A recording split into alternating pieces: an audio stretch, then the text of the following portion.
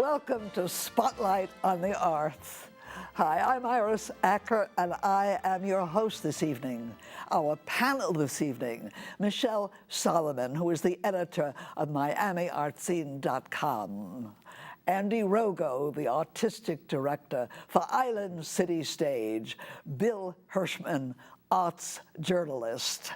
Our guest today is Robert Coppel. Main Street Players is the theater. How did Main Street Players begin, and why?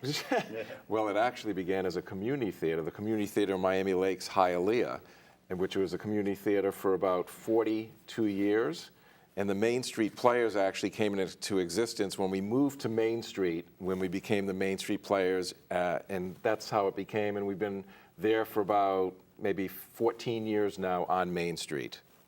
And as artistic director, have you joined board of directors, I think, too? You're on the board I'm on the board of directors as well. So the board of directors is the one that helped or chose to make the transition from community to professional theater? Definitely. Which you are now? Yes, this is our second year as a professional theater.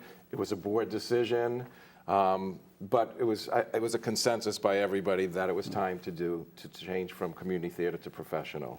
It's a beautiful area, Miami Lakes. Right. I mean, it really is. And restaurants, and of course there's a movie theater there, and a neighborhood.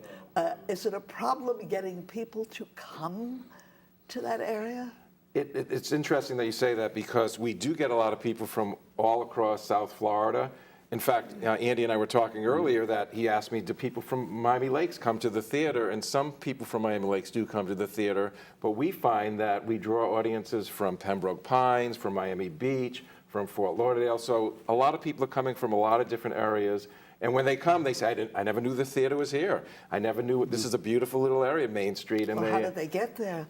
How do you advertise? How do you bring them in? Well, I think through our website, through the people go on our website and see our shows. And I think most of the things that's happened with our theater, it's been word of mouth. I think people have said, you got to go to Main Street, you got to see one of the shows. It may be the title of the show that attracts people, or a playwright that attracts people, but in essence, it's word of mouth. People say you have to go to that theater. As someone who also had been part of a theater that transitioned from community to professional, what precipitated the decision? What made you decide, you know, it's time for us to take this to a different level? Yeah, I think it was a couple major things. One, we wanted to get recognized for the work that we were doing, because we would put so much work into our productions and we wouldn't get reviewed and people wouldn't know that we were doing the work that we were doing. So the number one thing was to get some recognition from the local critics.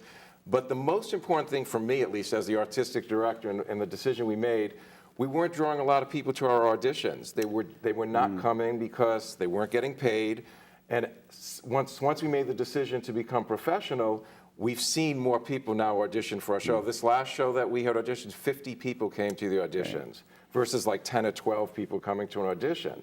Robert, can you explain to people who might not know, and I mean, we're all kind of in the biz, what's the difference between if I'm going to see a community theater or as an audience member going to see a professional theater? Right, I mean, I don't think the quality of the play necessarily has to change from community theater to professional theater. I think there's some community theaters that do amazing work, and the quality of the show is as good as some of the professional theaters. So I don't think that's the quality of the show. I think there's that pride in doing a show that's professional. The actors know they're getting paid. The people involved in the show know that their work's going to be reviewed. So I don't necessarily think it's changed the quality of the show. However, automatically when you attract really good actors, I think the show becomes better. But you've also attracted a lot of younger actors who have a little bit of experience under their belt, but aren't well known in the community. I really loved your Bad Jews, which I thought was as good as, frankly, the Gable stage production, which was excellent. Yeah. Wow. And I kept sitting there thinking, I don't know any of these people up here on stage, and yet they were very polished productions, they were very polished performances. How do you find people like that? Yeah. When you're auditioning, how do you get that quality of person to come. No, that's a great point, Bill, because it's true. A lot of the New World graduates and the FIU graduates have found our theater because they know it's sort of a stepping stone to the next level. So we've had a lot of people from FIU who've worked with us, who've moved to New York. We've had some people from New World who've gone on to other theaters. So we go to the New World has their senior showcase. We went to their senior showcase last year and saw some people. In fact, we ended up casting one of the actors from the New World showcase. The FIU connection has been pretty strong from the beginning too, from not only on stage but behind the stage, directing, set designer, costume designers. So there's a real connection with the local colleges, which I think has been very good for our theater. It's interesting you mentioned set design. Again, when I go to a community theater production, which has limited resources, there is a sense that it's just been sort of thrown together with a lot of imagination. What amazed me this past season is, in fact, your attention to set design and lighting, again with limited resources, but it's very detailed. I remember there was one set that had a corridor going down the right side or stage left side, and it was decorated. I mean, normally most theaters would have just left it blank. But you had, what gives you that sense of detail? What drives that? Well, I think it's the people who are involved. That was Bad Jews, actually. And that was Dennis Lisniak, who is also our Playhouse manager, who builds our sets, and Amanda, who's our set designer. They work together.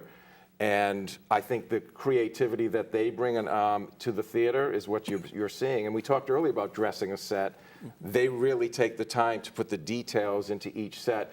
And one of the compliments that we've received is that all of our sets are different. They're unique, they're different. We changed the theater. It's a small little theater. It's a small stage, and you can only do so much. But anybody who comes into our theater, they're amazed at the different world that they see when they come into. And that's Dennis and Amanda who does all that work.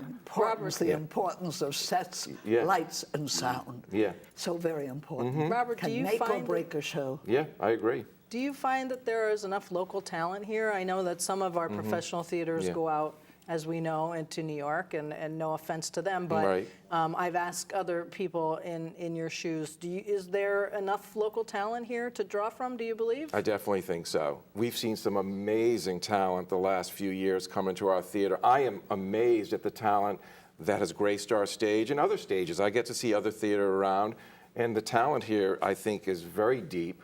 And you know, I think you're going to see more and more because of New World, because of FIU. And I've noticed a lot of people are now moving to South Florida are looking for an opportunity. So I think the talent is great here. So what is the artistic vision of Main Street? What types of plays are you drawn to? I also know you do some Spanish language programming. So what goes into your decisions for a season? It's evolved over time. When I became artistic director about 12 years ago, I felt that it was time for us to be a little bit more daring because we were a community theater at the time. And the first show that I chose to direct was Never the Sinner, which had never been done in South Florida in a community theater because it was about Leopold and Loeb. And there were some issues in it that community theater really wasn't ready for. That sort of set the tone, and over the years, we've tried to do things like that, things that are relevant, things that are topical, things that are going to shake things up a little bit, and we mix that in with things that are considered commercial. So I would say that the tone and the type of plays that we do, obviously you want to get an audience, you need an audience, but every now and then we'd like to do a play that maybe won't draw a big audience. I'll give you an example. Last year we did Marjorie Prime. And Marjorie Prime, we didn't draw a big audience, but it was the kind of play that we thought was very important to do, and we did it. And we were the first. Marjorie, it's a title. Yeah, Marjorie Prime. Your audience, you're saying word of mouth. So how do you advertise a play? I wouldn't know what it was about. I hadn't heard of it. I mean, Marjorie Prime doesn't mean anything. That's right. Well, not only the website, social media. I think social media has become the big way to go, other than our town magazines and the different magazines that promote. I think social media is the #1 place now where it's being promoted because let's face it, a lot of people are on social media now. Young people, the baby boomers, everybody's on social media now. I have to honestly admit, it's not a big deal for me, social media. I've come to it late because I grew up without social media, but I know that that's the way to go, and our board is very conscious of that. Almost everybody on our board is on social media. So I think that's a good way to tap into an audience. And you just have to promote the show. We try to get out into the community and promote the show as much as we can. So Marjorie Prime was a challenge because, like you said, nobody knew what Marjorie Prime was. It's a title. Yeah. It's wonderful. So what is your background? Because you have a day job that Yes. I think We we're going wanted to to ask ask you you about. about your day job. That's going to be a surprise. Yeah. Well, I did grow up around the theater because my sister grew up as a musical performer from the age of 5. So I knew about showbiz and theater and all that, but I played sports. But gradually I got into theater in college and after college, but I ended up going to law school, and I became a lawyer in 1983. I graduated from Nova, and I now work as a public defender. I've been a public defender for the last 29 years. Which, Now that sounds, is that a surprise? well, a lot of people say when I tell them I'm a assistant public defender and a trial lawyer, as well as an actor and artistic, it's the same thing to them. To them, law and theater have a lot in common, and they actually do. Yeah, I used to teach a class about courtroom dramatics to attorneys. Yeah. And 29 years of other attorneys, not you, although I told you I had done a program called the Jury Box, where they're mostly public defenders who needed a lot of learning. Yeah. Dramatics. Right.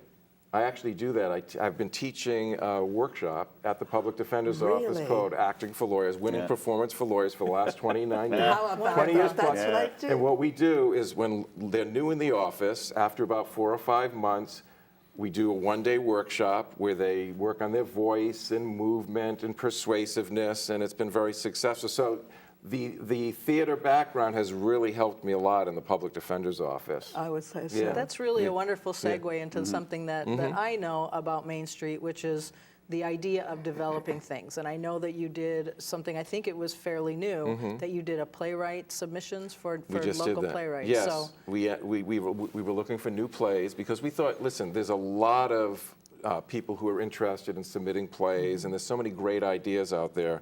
We thought we would do a new play competition, so we asked for submissions. We received, the disappointing thing is we didn't receive as many as we thought we would. We have about 12 or 13 submissions, and I've been reading the submissions, and we're going to select one of the submissions and do a play reading for the summer festival, the South Florida Theater League. They do their play reading festival.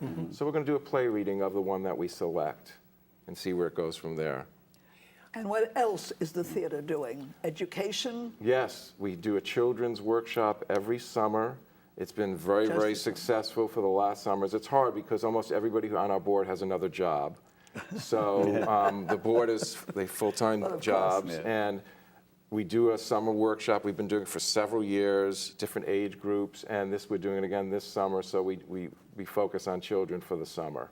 I'm curious about the Spanish language productions. I know that various theaters have struggled trying to attract a primarily Spanish language audience or a Spanish language audience to their English productions. I know Actors Playhouse has spent years trying to figure out how to get a Spanish-speaking audience into their theater. How have you done it? You just did Iphigenia, Yes, correct? we did. Yes, good question. How are you approaching this? How do you hope to make this work? I think we have a little bit of an advantage. We're a smaller theater. We only have 65 seats, so we don't have to draw so many people. But let's face it, Miami is predominantly Hispanic now. Miami Lakes, about 65% of people speak Spanish. It's been a success so far. We've done 2 shows over the last 2 years. We're planning on doing another one for our next season. We're going to shift into a comedy because the last couple have been very, very dramatic plays. And I think it will draw even a bigger audience. I think a comedy will draw a bigger audience. And our goal is to continue to do this and make this part of our main season every year. Is your marketing any different? Again, I know other theaters have struggled trying to figure out how to bring those audiences in. Yeah, no, the marketing it's I think there's a little bit of struggle, but I think the word of mouth again, and we put the posters up on the theater, and people walk by, and they're very curious about it, especially when you do a Spanish language play.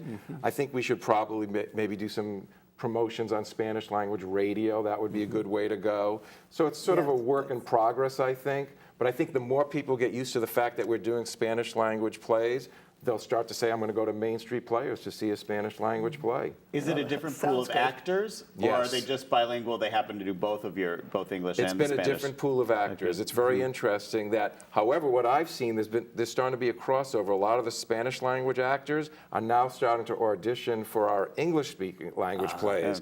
So they know that there's other opportunities there. I think it's very exciting. Well, a lot of the theaters, not a lot, I should, some of the theaters are doing the same production in English and in Spanish. Yes. That's true. So now you need. We thought about doing that. We thought about doing a production that in Spanish and English, but that is such a challenge to get actors who speak Spanish and English and to do a full production in both. I know they did Evita at the Actors Yes, Playhouse. very, yeah. very The successfully. first time yes. they did it, Yeah. they tried to do it in 2 languages, and their cast was much more English conversant than Spanish, and so it didn't work so well. Right. This time, they made a great show of finding actors who were very fluent in both, but the Spanish language productions didn't sell very well. They don't interesting. know why. I wonder about the choice of plays when you do a Spanish language. Coming from sort of the writer's side of it, are the plays that you pick different? I mean, are they more dramatic? I mean, what does a Spanish language, since I'm not, Yeah. what is a Spanish language audience, what do you find that they're looking for? Well, I don't speak Spanish myself. So we have a gentleman, Isaac Polanco, who's on our board of directors, who's directed both Spanish language plays. He really is tapped into Spanish language plays, so he makes the selection. I mean, he proposes what he wants to do. The board discusses it, and we usually go with what he wants, although we did tell him that we need to do a comedy because the 2 plays we have done have been very, very intense kind of plays. So we're looking to do a comedy, but we trust him. We trust what he wants to do. Now the actors, Yes. my audience, I wouldn't say it's mostly actors, Yeah. but I have a lot of actors I'm watching. sure. And now they may not have thought of even auditioning, but let's help them do that to get to you. Yeah. So when do you hold auditions? We don't do a season audition like some theaters I knew do a full season audition. We like to do auditions 1 show at a time because we have different directors. I try to direct at least 1 show, but because I have a full-time job as an attorney, it's hard to direct 4 shows a year like some of the other groups do. So since we have different directors, we do auditions for each show. And we do it about a month or 2 before the show, and so we get commitments. How do you advertise these auditions? Our website is a very popular place. People go on the Main Street website. Well, We do Theater if I League. was an actor, I wouldn't think to do No, that. we do the Theater League. We go on Theater League. Our auditions are on Theater League, Facebook. which That's is a very good. Yeah, no, that's where we tend to get most of our actors from the Theater League. It's word of mouth, letting people know, and other than that, there's a couple other in social media. Again, social media, I think, is really where you start to advertise the auditions, theater chat. There's so many other places that actors, I mean, personally, I haven't acted in a while, so I haven't gone on those sites. But as an actor, I imagine that people are going on different sites to see where the auditions are posted. But we've been gradually, the numbers have been increasing. The last several shows we've been doing, 40, 50 actors coming to the auditions where you have to narrow it. You actually have people to choose from. I mean, for the callbacks, we had 22 people for this last show. That's a lot compared to what we used to have. Equity will post Right. your auditions as well. But we don't do we don't have equity actors. Oh, it's It's professional. it's professional non-equity. But it's not non-equity. equity. Right. We can't afford to pay equity right now. So maybe down the road it Isn't could that be. interesting? I Yeah. automatically Yeah. assume. Yeah. No. Now you're working with the Non-equity. equity actors who No. are the. It's not equity. Not yet. Yeah, not yet. In this Makes a big transfer, difference. I'm Yeah. sorry. In this transfer process, Yes. going from a community theater into a professional theater, what were the surprises that you went, oh, yeah, I guess we have that challenge that we have to deal with? Yeah, I think Or was it completely smooth? it's been knock on wood. There's any wood here. It's been very smooth so far. I know there are going to be challenges. I think the number one challenge that we're going to have probably down the road is fundraising, is getting the money to continue to do the work that we want to do. We've been very fortunate. We've had a lot of good people donate to our theater so far through fundraising, through the grants, through ticket prices. But I think down the road, we're going to have to tap into other avenues of fundraising other than just ticket prices. So I see that as the challenge.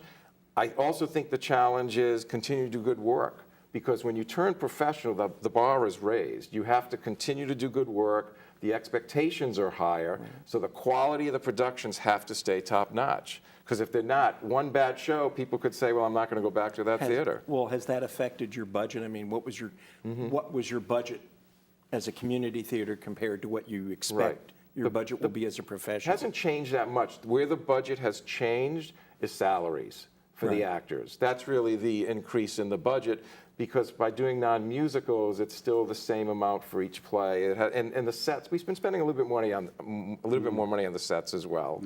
Well, Royalties, royalties, yeah. royalties. do your actors rehearse 8 hours Monday through Friday, or No. they all have other jobs They all have too? other jobs, yes. And so everybody is working in evenings and weekends? That's right. That's when we're doing it. I'm curious, how well integrated is the theater into the rest of Main Street? Are the other businesses on Main Street supportive of the theater? How do you partner with them? They are. We wish a little bit more. I wish Main Street, the business on Main Street, took a little bit more interest in the work that we do. We think it would be a great partnership. Shula's down the street has done that, and some other places have done that. They've put ads in our program. But I think that, unfortunately, the rest of Miami Lakes, some of the businesses, they haven't joined in and been as enthusiastic about the theater being there. However, the town of Miami Lakes has been very supportive. The Graham Companies, which basically runs Miami Lakes, has been exceedingly supportive. In fact, the space that we have, they offered that space to us. And the rent we pay to them, but they're the ones who gave us the space. So we've been very fortunate. Andy, Yeah. as artistic director of Island City Stage, if you are going to do the one thing to help Main Street players, there I mean, you make advice? that same transition. Yeah. Help them. Well, I think, as Robert was saying, social media is really the right now the best way to get the word out. So it's sharing information there, as we've done with some other theaters.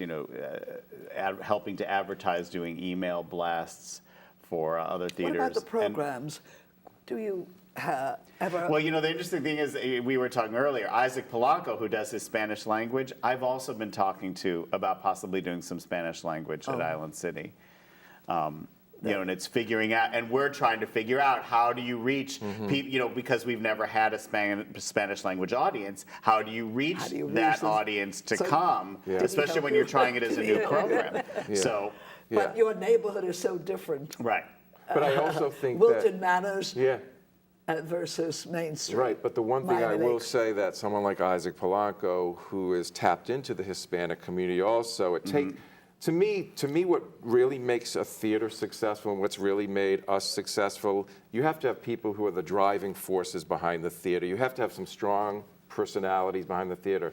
In our theater, Dennis and Clara Lisniak, who I know you've all probably met and spoken to at some point, they've been the driving forces behind Main Street. I mean, I'm the artistic side, but you have to have the business end. That someone has to run the theater and the business end of the theater. And Dennis and Clara have been the driving force behind the theater, and they've been doing it for several years. And then you have a board of directors. But I think you really have to have someone who's the driving force behind the success of a theater. And I think the reason we've been successful is because of them. And speaking of the theater, I was introduced to Main Street Theater, as you know, because I used to perform in an improv comedy group there called Laughing Gas. Very successful Yeah, group. so I was wondering, is there money to be made, or do you do this? Do other people use the theater? They do. It's a okay. great question, and that's where Dennis comes in, and why I mentioned Dennis. For anybody who's met Dennis, and I know, Bill, you've met Dennis and spoken to Dennis, he's the Playhouse manager. So he's always looking for ways to rent the theater out, and we've had other people use the theater for spoken word, for open mic, for other rentals, because let's face it, we do 5 shows a year, but then there's a time during the rest of the year the theater can be used. Laughing Gas was a great a group to have in the theater, so we're constantly renting the theater out to other people. By the way, before we go any further, so we don't forget, if people want more information, what's the website for the theater and phone numbers? It's www.mainstreetplayers.com. Unfortunately, I don't have the phone number with me right now, but they can go to the website. They can, like I said, we're on social media, a very strong presence on social media. Facebook, we're on Facebook, so people can go to Facebook. And if they have any questions, they can call me, or they can email me at my. We'll get the phone number. Okay. We'll put your But phone no, number but in. we're very grateful for having the opportunity to be here today to talk about our theater. We're very excited about having turned professional, and we're hoping to continue to do good work and bring people to our theater. I really find. Yeah, I'd love to hear some of the past shows you've done too. I know we have photos. Yeah. We'd love to show our viewing audience Okay. some of your work. So let's name some of the other past shows. The past shows, we've done so many shows. We did Bad Jews, like Bill had mentioned, Bad Jews. The Underpants we just did. We've done Glengarry Glen Ross, which was a very popular show, a David Mamet show. That shook things up a little bit. We used to do more musicals, but we stopped doing musicals. We did Little Shop of Horrors, we did Company, we did Spelling Bee. But we stopped doing that because of the cost of the musicals. We did Anne in the Tropics, which we're very proud of. That was a show that was a Pulitzer Prize winner at New Theater. Yes. And then we did Anne in the Tropics. And the thing that we have found out, we've done a lot of shows that other people have done the first time, and we've done it the second time because we can't get rights to the show. So Anne in the Tropics was a beautiful show, bicycle country. Original works? We've only done one original works. We did a play called The Pot. And we did that as a play reading first. You were asking about play reading, Michelle. We did that as a play reading, and then we did that as a full production. And it turned out to be a very, very successful play, and that's why we want to do that again. So we try to tackle some things that are important to the community, like The Pot was about immigration. So we continue to try to do things that are relevant of what's going on today. On that happy Yeah. note, Yes. we have to end. No, thank you so our much. show. Yes. Yes. So really, this is very informative for actors, I think, who are not members of the union yet, but work professional theater and want to be compensated, to watch your website for auditions. And I certainly encourage the audience to do that. And if you want to know what else is happening in all of South Florida, just go to floridatheateronstage.com and continue to watch us right here every week. Spotlight on the Arts.